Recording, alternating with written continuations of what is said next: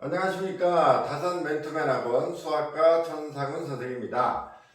이번 기말고사는 좀 특이한 점이 있습니다. 코로나19로 비대면 수업을 많이 했죠. 그래서 학교 선생님들도 시험 범위 좀 줄여주셨어요. 그래서 원을 원래 봐야 되는데 원을 보지 않고 원 전까지 봄으로써 이제 대신에 2학기의 시험 부담이 좀 많아졌다 이렇게 보시면 됩니다. 원하고 집합 그리고 명제, 어쩌면 함수 일부까지 시험에 나올 수도 있기 때문에 방학 때 미리 선행을 많이 해 주셔야 됩니다. 그래서 멘토맨 다산점에서도 여러분들 그런 상황을 예상해서 방학 특강을 하고 있고요. 그래서 진도를 여러 번 여러분들이 볼 수 있도록 이렇게 노력을 하고 있습니다. 일단 진도라는 거를 보면 학교에서 하고 학원에서 하고 숙제하고 뭐 이러면 이제 이게 좀 원래 그런 순환 사이클인데 지금 비대면 수업 때문에 학교 수업을 많이 못 하잖아요. 그래서 어머님들하고 상담을 하다 보면 일단 아이들이 규칙적인 생활, 즉 학교 가는 시간에 일어나서 학교 생활하고 와서 뭐 이런 어떤 우리가 평범한 일상이 있는데 그것이 좀 무너져서 그 공부하는 어떤 습관이나 이런 게 많이 떨어졌다 그런 말씀들을 많이 하세요. 기말고사에 출제됐던 문제들을 우리가 점검을 해보고 2학기도 어떻게 대비를 하는 게 좋을까 이런 전략을 짜보도록 합시다. 1번 문제부터 9번 문제까지는 다산고 시험 문제 자체가 굉장히 선생님이 애를 쓰신 흔적이 나타납니다. 즉 기본적인 거지만 얘네들이 이건 꼭 알아야 돼 하는 것을 간단하게 물어보셨습니다. 선생님들이 번외가 많으신 것 같아요. 아무튼 노력을 많이 하신 그 점에 대해서 감사드리고요. 1번 문제 보시면 뭐 수직선 위에 2점 사이의 거리니까 뭐 이런 거는 뭐 이렇게 수직선 그려서 여기가 7이고 여기가 3이고 여기가 7이야 뭐 이렇게 표시하시면 길이가 4라는 걸 금방 알 수 있잖아요. 이런 식이죠. 뭐 요거는 이제 제곱식으로 만들면 0보다 크다가 되는 거죠. 그래서 실수의 제곱은 0보다 크거나 같으니까 x가 5가 아닌 모든 실수 뭐 이런 식으로 상당히 간단하게 풀 수 있습니다. 그리고 또 요거 학생들이 공부하다가 기울기 맨날 하다가 이제 요거 기울기가 없는 애 이런 문제도 너네 이거 알고 있어야 돼 하고 출제를 하신 것 같아요. 그래서 너는 이제 뭐 5,2라는 점을 지나고 x축의 수직이니까 어딘가 x축이 있겠지? 그 다음에 이렇게 수직이야. 그럼 이거 x는 5라는 직선이구나 이렇게 알 수 있죠. 그래서 1, 2, 3번을 보면 아주 간단하게 풀 수 있는 문제들이에요. 자, 4번으로 넘어와 보죠. 요거는 이제 뭐 상처방정식의 근을 물어봤는데 요거 뭐 인수분해를 하면 요렇게 되는 거 다 아실 거고 네, 그래서 요거는 홀수차기 때문에 x가 2분이 없죠. 네, 간단하죠? 네, 5번 이거는 요 점과 이 직선까지의 거리니까 요 뭐 거리는 루트 3제곱 4제곱 3제곱 더하기 4제곱 개수의 제곱의 합 이거 이제 집어넣어서 구하는 거 아시죠? 네, 이렇게 해서 이제 해결하시면 되는 거고. 네, 6번 문제는 4차 방정식이 나왔죠. 이건 보기차식이라 해서 연습을 엄청 많이 한 거죠. 그죠? 네, 그래서 이거는 뭐 x의 4승, 요거 66, 36이니까 6, 22, 12x 제곱이 필요하고 36이 필요하고 마이너스 x 제곱. 그래서 이건 x 마이너스 6의 제곱 마이너스 x 제곱. 그래서 이거 합차의 공식으로 이렇게 다시 한 번 더 인수분해 해주시면 이거 풀 수 있겠죠. 그래서 1번부터 6번까지 잘 맞추시면 총점이 21.1점이 됩니다. 그래서 21.1점을 확보할 수 있어요.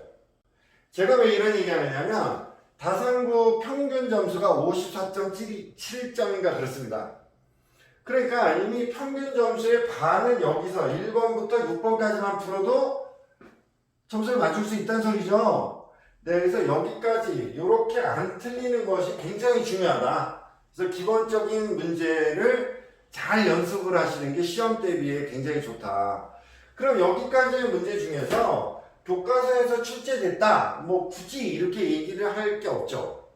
왜냐하면 어떤 참고서든 어떤 책이든 이 내용은 다 나옵니다. 비슷한 문제 다 나오죠. 네, 그래서 기본만 충실해도 일단 21.1점 요거는 맞을 수 있다. 근데 말입니다. 여기 아까 처음에 말씀드렸듯이 학교 수업을 비대면으로 하다 보니까 아이들이 급속도로 까먹습니다. 이게 뭐 어려워서 못 푸는 게 아니라 까먹습니다. 그래서 저희가 이제 그런 거를 극복하기 위해서 시험 대비할 때 여러 번 반복으로 풀리게 좀 했어요. 그래서 그나마 좀 그래도 시험을 좀 잘 보지 않았나 이런 생각을 합니다. 자, 7번 문제를 보면 2점이 주어졌죠? 이거에 대해서 성분 AB를 M 대 N으로 외분하는 점의 좌표가 이거이다. 이때 AB 값을 구하라. 이거 뭐 내분점, 외분점 공식은 당연히 외워야 되는 거잖아요? 네, 그래서 그거 외우면 풀 수 있는 문제. 그 다음에 점 2,4를 지나고 직선 이거에 평행한 직선의 방정식의 y절편. 네, 평행하다 그러면 여기만 틀린 거죠? 네, 여기만 틀린 거니까 여기를 K라고 놓고, 그죠? 네, 플러스 K든 마이너스 K든 상관없어요. 그래서 요거를 대입을 하면 등식이 성립해야 돼. 그래서 K 값을 구할 수 있죠? 그래서 K 값을 구해서 Y절편을 물어봤으니까 X 이퀄 0이다 뭐 이렇게 풀면 되는 거죠. 네, 아주 간단한 문제고. 다음에 9번 문제는 3점을 주어지고요. 이거를 꼭지점으로 하는 삼각형은 어떤 삼각형이냐? 그러니까 얘는 이렇게 좌표평면에 이거를 찍어보면 어떤 삼각형인지 금방 알 수 있습니다. 그래서 이 좌표평면에 이 점 3개만 표현하시면 된다. 네, 그래서 그거 하면 이제 요런 AC, BC가 같은 이등변 삼각형이 나오죠. 그래서 요렇게 아주 아이들이 기본적으로 해야 되는 수학적 행위들, 뭐 좌표평면에 좌표를 잡는다든지, 네, 요런 문제로 9번까지 세팅이 되어 있습니다. 여기까지 잘 풀면, 9번까지 잘 풀면 32.5점입니다. 자, 이제 평균에 좀 많이 도달하죠. 네, 그래서 9번까지만 잘 풀어도 평균 점수에 많이, 그래도 한 반 이상은 따라간 거죠. 그죠? 네, 그래서 안 틀리는 것도 중요하다. 그리고 안 틀리려면 일단 계산 연습도 많이 해야 되는데, 이건 계산 잘 틀리고 이런 거는 선생님이 잡아주기가 힘들어요. 그러니까 학생들이 일일이 이런 계산들을 연습을 하셔야 됩니다. 자, 10번 문제 보시면 2점이 이렇게 주어지고 같은 거리에 있고 직선 y는 x 위에 있는 점 P의 좌표를 AB라 할 때 AB 값을 구해라. 4점이고요. 네, 요것은 요거를 많이 연습하신 분들은 금방 풀죠. 2점에서 같은 거리에 있다 그러면 요 2점을 위한 요 수직이 드문을 생각하셔야 되고 y는 x라는 게 있으니까 얘랑 교점을 찾으면 됩니다. 그죠? 그래서 수직이 등분선 구해서 y는 x와의 교점을 구하시면 이 좌표를 금방 구할 수 있다. 11번 문제는 이거는 뭐 어떤 책에는 다 나오는 문제입니다.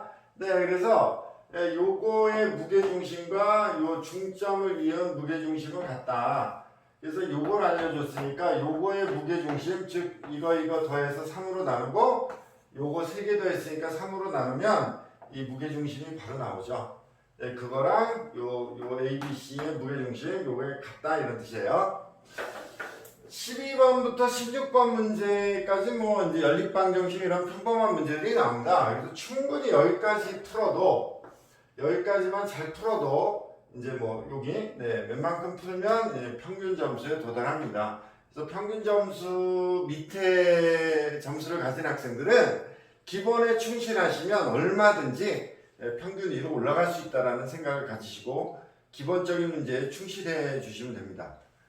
자, 다음에 이제 17번 문제를 보면 요거는 이제 역수근 방정식이라는 건데 요건 이제 선생님 유튜브 강의에도 올려놓은 건데 이거를 여러 번 보라고 하고 강의도 하고 연습을 시켜도 틀려오더라고요. 그래서 이게 요즘 코로나 비대면 수업에 좀 악영향이죠. 그래서 애들이 급속도로 까먹습니다. 그래서 이건 뭐 개수를 역순으로 하면 되는데 여기가 x의 뭐 3승이 되고 여기가 x 제곱이 되고 이렇게 되는 거죠.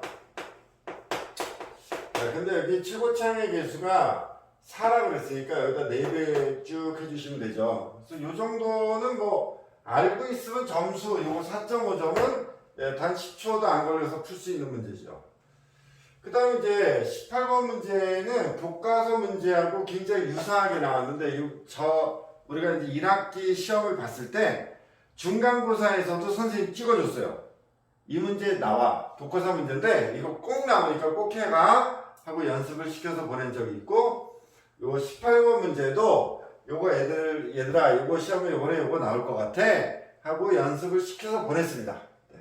그래서 다행히 맞아온 학생이 있고요.